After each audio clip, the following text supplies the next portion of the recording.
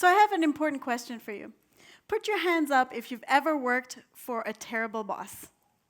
Yes, put them up, be proud. All right. Now, put your hands up if you enjoyed working for a terrible boss. No hands go up. I totally understand because I've had a few of those in my career. But the good news is that terrible bosses don't have to stay terrible. And that's why I'm so passionate about the work that I do on inclusive leadership. Today, we're going to talk about what inclusive leadership is, why it's important to business, and how I help transform leaders and organizations through this important work. My name is Karen. I'm a global diversity, equity, and inclusion expert. I like to call myself Nice Karen, just to make sure I am nice. And I really love the power of inclusive leadership to transform people and organizations to do and be better. So let's talk about what inclusive leadership is. Simon Sinek says that leadership is not about being in charge. It is about taking care of people who are in our charge. So inclusive leadership, in other words, is about people-centered leadership. Say it after me. Inclusive leadership is about people-centered leadership. That's right. And why is it important? Is it just that Karen thinks that everybody should be nice to everybody? Well, the research tells us that organizations that have diverse teams and inclusive leadership, they actually win when it comes to business. They have higher rates of employee engagement, they have higher rates of innovation, and all of this leads to up to 35% more likelihood in meeting or exceeding their business targets. So this is about smart business. Now, despite knowing the facts, we know that there are two types of organizations, at least in my experience. One is an organization that doesn't understand the power and magic of inclusive leadership, and one that gets it, but still has leaders that need support. So it doesn't matter where you're situated, what kind of organization you're in, at some point or other, you are going to come across somebody who could do better as a leader. So what I want to talk about is the story of somebody who came across my desk. His name was George, and what he illustrated for me was the power of inclusive leadership to transform people into better leaders and even better human beings. Now, it was a Friday afternoon. I was getting ready for the weekend, and I received a call from somebody called Sarah. I don't know Sarah, but she called me and she said, Karen, you don't know me, but I'm a leader at an HR company based in Calgary. We have thousands of staff around Canada and the US, and I'm urgently looking for the right person to help me with a leadership problem. So I said, great, please tell me more. And Sarah said, well, I have this one leader. His name is George. George was hired a year ago because he's a superstar. He is so results-driven. He is great with sales numbers. We hit revenue targets. We were so excited to have him. But in the last year, we've been receiving a lot of negative comments and feedback from his team. People are on sick leave. People are burnt out. People are avoiding him at work. We're getting written complaints about some of his comments and his attitude. They don't enjoy being under his leadership. And so I said, okay, and how have you supported him up until now? Is he aware of this, and what have you done? And she said, yes, we've shared the anonymous comments with him. And his response was, why are you blaming me when I have a team of incompetent people who can't do their jobs? So he was very focused on everybody else being the problem and him being the superstar. And as I listened, I said, I want to help. I can see that he's a valued member of your leadership team. I can see that he's bringing a lot to your organization, and I'm quite certain I can help. Would George be open to sensitivity training?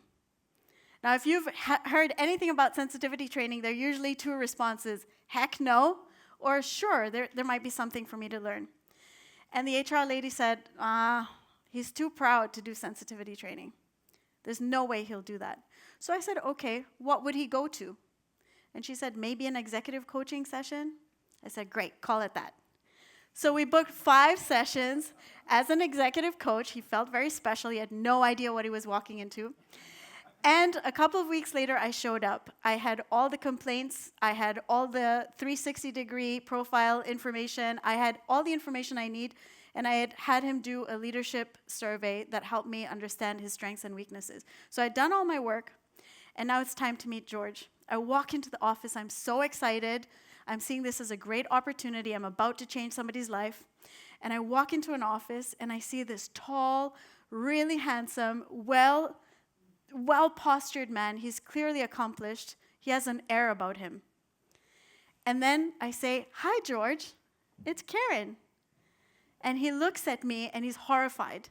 He threw his papers on the table, and he said, "I think there's been a misunderstanding." I said, "Oh, why is that?" And he said, "I'm supposed to meet Karen Craggs. She has 15 years of experience. This is a white person. You're not white." I just stood there. You're right. I'm not white. But my name is Karen Craggs. And then he said, "And look at you. Like, you look younger than my children. I have 3 children who are older than you. Listen, I don't have time for this. Whatever it is you've come to lecture me about, I'm too busy." Now, I had a choice in that moment to get really upset and to respond the way many people would have responded. But because I've done this work for so long, I practiced my inclusive leadership skills. I stayed open. I stayed heart-centered. I stayed curious. I stayed generous. And I said, "I hear your concerns. I'm happy to address them. But would you give me 5 minutes of your time before you decide whether or not you want to spend the next 5 sessions with me?" And he said, "Sure." So I said, "Okay, let's try this. I'm going to reflect back to you my experience of you in the last 2 minutes." I said, I walked in. I was super excited to meet this accomplished leader. And within 2 minutes, there were racist comments, sexist comments, ageist comments, and you insulted me. And I don't even know you. So I said, "What do you think my impression is of you?" And he stopped for a second, and he said, "Oh, not a very good one." I said, "Frankly, no. You burned a relationship that you haven't even built yet." So I said, "Now we're going to try something else. I'm going to walk out of this door, and I'm going to walk back in. And we're going to shift from being closed to being open. So I want you to think about how you would show up, the same person, how you would show up if you're being humble, if you're being respectful, if you're being open, if you're being welcoming. Let's try this again." So I left the room, and I walked back in. And when I walked back in, I was expecting a different version of him. And he delivered. He got up from the desk. He walked over to me. I said, "Hi, I'm Karen." He said, "So lovely. Nice to meet you. I'm really excited about our time together. I am sure I'm going to learn a lot. Thank you for coming." And then I stopped. And I said, "So, George, I just met 2 versions of you. Which one do you think I want to work with?" And in that moment, something shifted from him. And I think a lot of leaders have this experience of words like diversity, equity, inclusion, inclusive leadership. We think it's all fluff. We think it's all just big words that have no meaning.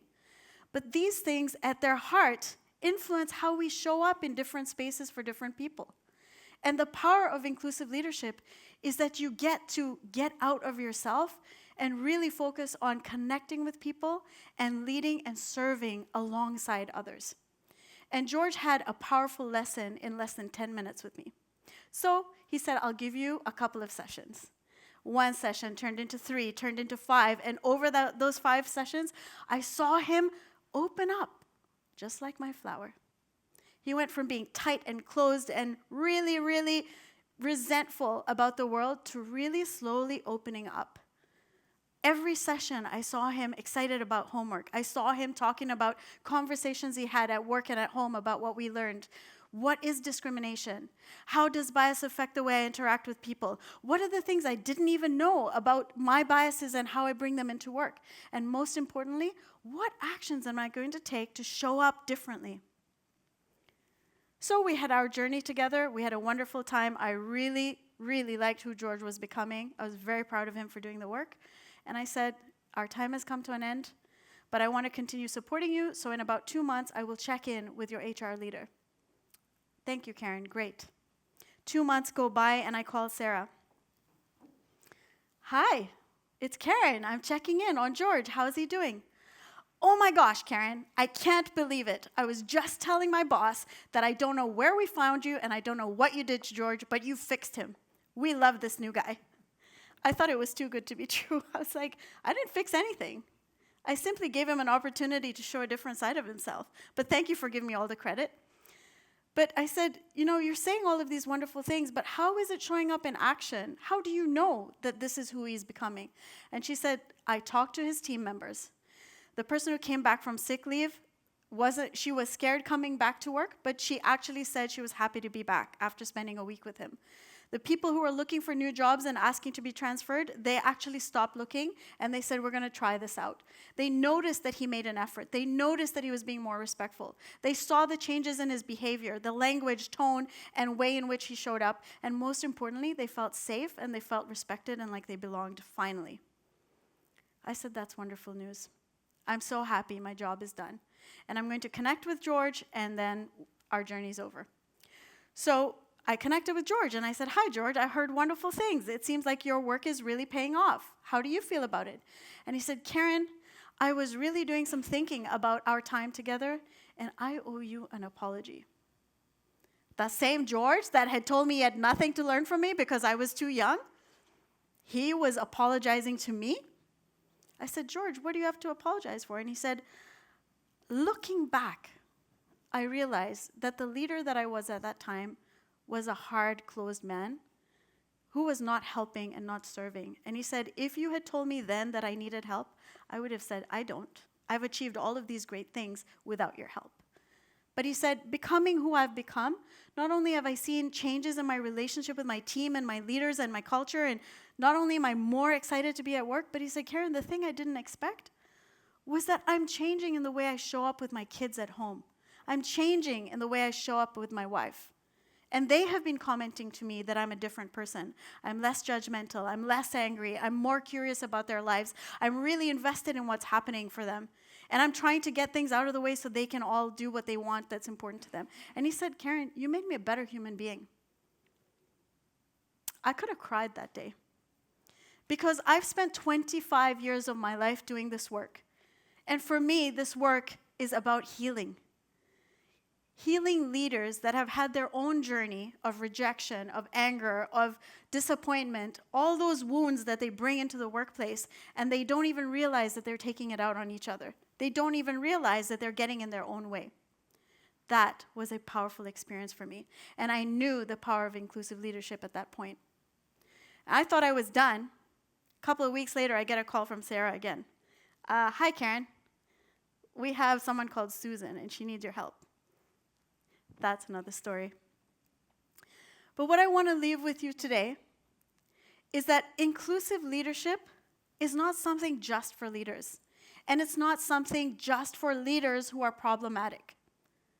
We all need to bring a growth mindset. We all need to bring some self-reflection into our day-to-day. And we all need to be able to leverage the opportunity to say, how can I show up not just as a good leader, but as a better human being? One question you can ask yourself as you're listening to this talk is, when I leave a room, what do people say about me? Do you think that the people that you work with, that the people that report to you, do you think they say, I love working with this leader? Or do you think they say, thank God he's gone on vacation or she's gone on vacation. I'm finally free for a little bit. And the truth is that we have power and control over the relationships that we forge, the impact that we have on others, and the lasting legacy that we can leave behind. I'm so proud of George. I don't want to take credit for the work that he did. And I truly believe that each one of us have it in us to be even better leaders and even better human beings than we are today. This is why I'm really passionate about this work. And for those who think that, oh yeah, that's a nice touchy-feely story, it doesn't really impact me, let's be real. Organizations that have toxic leaders and low engagement amongst their staff because they're leaving because of this are losing $8.9 trillion in the global economy. $8.9 trillion, that's 9% of the global GDP. This is a big problem. And so I invite you to take the time to have conversations about the style of leadership that your organization is embracing, the style of leadership that you might be embracing, and where the room for inclusive leadership is inside of that work. If you'd like to connect with me, whether you are a George, whether you know a George, whether you're married to a George or a Sarah, connect with me and let's go on this journey together. Thank you.